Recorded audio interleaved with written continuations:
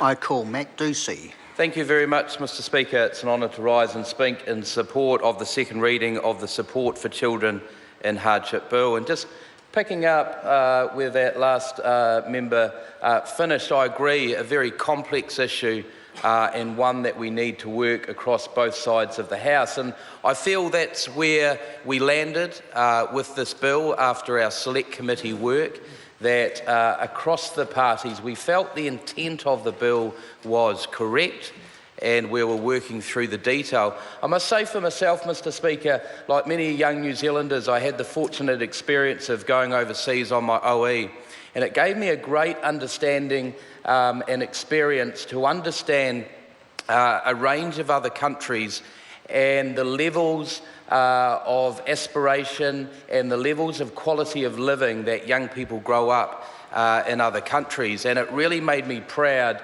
to be able to come back to a country like New Zealand and bring up my kids here. The reality is, though, Mr Speaker, for some young people in New Zealand, they do not start off on the right foot, and they will not enjoy the many qualities of life that the average New Zealand child will enjoy. And I think it's right that this government is putting in places to address that.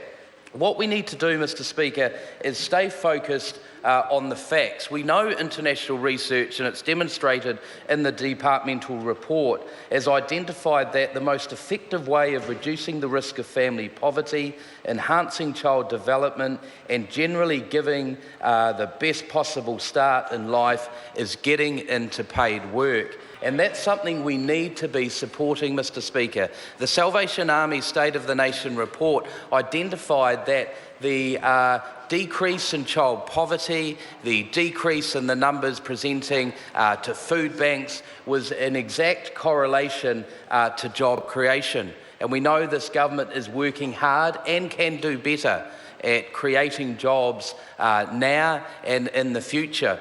So, Mr Speaker, it is right that we're focusing on a bill that will support beneficiaries getting into employment and providing the support they need, the childcare support. One of the main arguments that we had through the submissions process, Mr Speaker, we received about 31 submissions and 15 of them orally, was about the tension of children, infants, the age of 3, going into early childhood education. But we listened to Russell Wills, the Children's Commissioner, and he identified that actually that is the average age that infants are going in at the age of 3.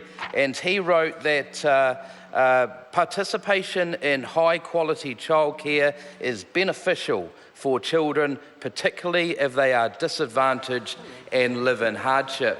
And very much, Mr Speaker, that is the intent of this bill. So I wholeheartedly support it and look forward to it going through the further legislative process. Thank you, Mr Speaker.